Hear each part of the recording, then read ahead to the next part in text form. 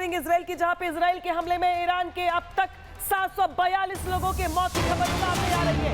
85 नागरिक और 11 सैनिकों की मौत हुई है। जंग में पिछले 24 घंटे में 96 लोगों की मौत हो गई है। ईरान इजराइल जंग में बता दें आपको 176 बच्चों की मौत हुई है। तो इजराइल के हमलों में ईरान में अब तक 742 लोगों की टोटल मौत हो चुकी है, जिसमें 85 नागरिक हैं और 11 सैनिक हैं। बीते अगर 24 घंटे की बात करते हैं तो 24 घंटे में 96 लोगों की मौत हो गई है। बता दें आपको कि इस जंग में 176 बच्चों की मौत भी हो चुकी है।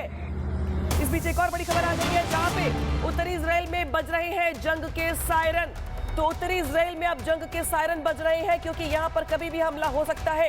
जिस तरीके से ईरान में मौतों का आंकड़ा 742 के पार पहुंच गया है, तो वहीं ईरान की ओर से बदला लेने के तर्ज पर जिस तरीके से हमले किए जा रहे हैं। इसके पहले हमने तस्वीर दिखाई थी आपको तेल अवीव की, हाइफा की, और अब यहां पर इजराइल के अलग अलग हिस्सों में बता दें आपको कि जंग के सायरन बज रहे हैं, यानी कि ये भी इलाका अब हमले की जद में आ गया है। सुनवाते हैं आपको सायरन।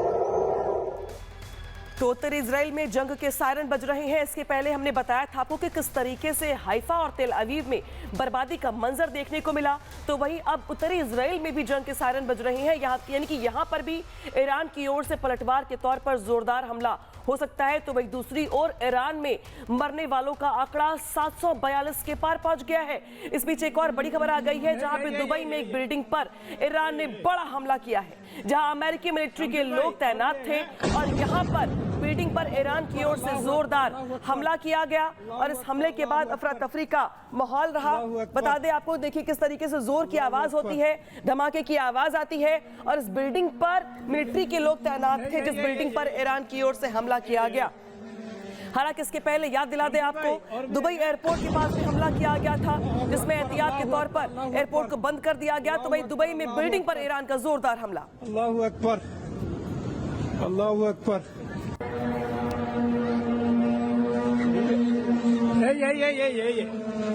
ये शमशेर भाई और भी एक हैं। अल्लाहू अकबर, अल्लाहू अकबर। तो ईरान की ओर से लगातार ताबड़तोड़ हमले जारी है। आज महाजंग का चौथा दिन है और चौथे दिन 10 बड़ी अपडेट्स क्या है ये जंग को लेकर के समझाते हैं आपको। देखिए यहाँ पे पहली बड़ी अपडेट ये है कि इजराइल का चौथे दिन भी ईरान पर ताबड़तोड़ हमला लगातार जारी है। 48 घंटों में ईरान के 1250 से ज्यादा ठिकानों पर अटैक अब तक हो चुका है। अमेरिका का दावा है कि 2 दिन में ईरान के 11 शिप हमने तबाह कर दिए हैं। तो वही यूएई का बड़ा दावा सामने आया है, जहां पर 148 ईरानी ड्रोन को इंटरसेप्ट कर लिया गया है। पांचवी बड़ी अपडेट यहां पर यह है कि ईरान की धमकी, हॉर्मुज स्ट्रेट से गुजरने वाले शिप निशाने पर है, ये ईरान की ओर से धमकी दी जा रही है। तो वहीं हमले में घायल खामनेई की पत्नी का इलाज के दौरान मौत हो गई है।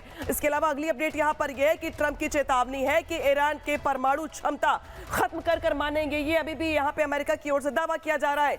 तो वहीं ईरान के हमले में अमेरिका के 18 सैनिक जो है वो घायल हो गए हैं। साथ ही इजरायली हमले में लेबनान में 52 लोगों की मौत हो गई है, जबकि 154 लोग घायल बताए जा रहे हैं। तो वहीं 10वीं बड़ी अपडेट यहां पर यह है कि फ्रांस ने परमाणु हथियार बढ़ाने के आदेश दे दिए हैं, यानी कि हर ओर तैयारी की जा रही है। तो वही प्रयास यहां पर यह किया जा रहा है कि किस तरीके से मैक्सिमम यहां पर नुकसान पहुंचाया जा सके।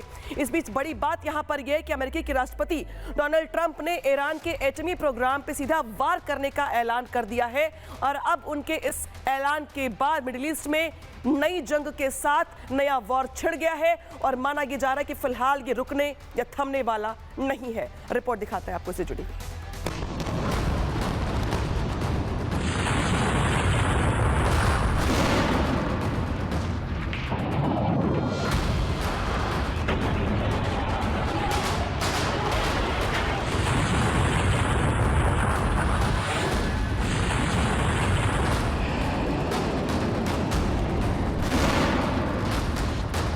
Long-range missiles and nuclear weapons would be an intolerable threat to the Middle East, but also to the American people.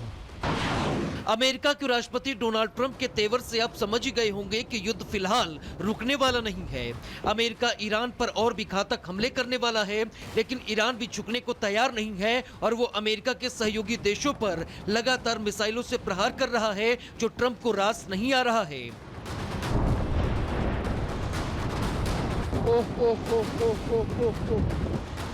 They're at the bottom of the sea. Third, we're ensuring that the world's #1 sponsor of terror can never obtain a nuclear weapon. Never going to have a nuclear weapon. I said that from the beginning. They're never going to have a nuclear weapon. They were on the road to getting one legitimately through a deal that was signed foolishly by our country. इतना ही नहीं, Trump ने Iran के खिलाफ अपने 4 मकसद दुनिया के सामने रखे और वो भी बेहद सख्त शब्दों में। अमेरिकी राष्ट्रपति डोनाल्ड ट्रंप ने कहा कि हम ईरान की मिसाइल कैपेबिलिटी को खत्म कर रहे हैं, हम उनकी नेवी को खत्म कर रहे हैं, हम ये पक्का कर रहे हैं कि दुनिया का नंबर 1 आतंक का स्पॉन्सर कभी न्यूक्लियर वेपन हासिल न कर सके। हम ये भी पक्का कर रहे हैं कि ईरानी सरकार अपनी सीमाओं के बाहर आतंकवादी सेनाओं को हथियार, फंड और गाइड करना जारी न रख सके। अमेरिका और उसका सहयोगी इजराइल एक पुराने दुश्मन पर हमला करने का आखिरी और सबसे अच्छा मौका देख रहे हैं और इस बार निशाना साफ है, ईरान की सैन्य ताकत की कमर तोड़ना। ट्रंप ने एक बार फिर दोहराया कि ईरान के परमाणु ठिकानों को वो नष्ट करके रहेंगे। अभी तो ईरान पर छोटे हमले किए हैं, आने वाले दिनों में और भी भीषण अटैक करेंगे। हमारा टारगेट ईरान के परमाणु हथियारों को नष्ट करना है, क्योंकि ईरान सरेंडर को तैयार नहीं। कुल मिलाकर मिडिल ईस्ट के हालात तेजी से बदल रहे हैं। अगर अमेरिका ने जमीनी ऑपरेशन शुरू किया तो यह संघर्ष पूरे क्षेत्र को अपनी चपेट में ले सकता है। फिलहाल इतना तो तय है, ट्रंप पीछे हटने के मूड में नहीं है। Bureau report, Republic Bharat.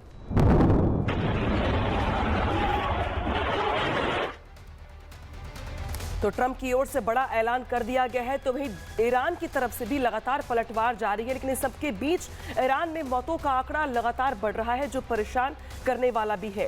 Iran में अब तक 742 लोगों की मौत हो गई है, तो वही दूसरी ओर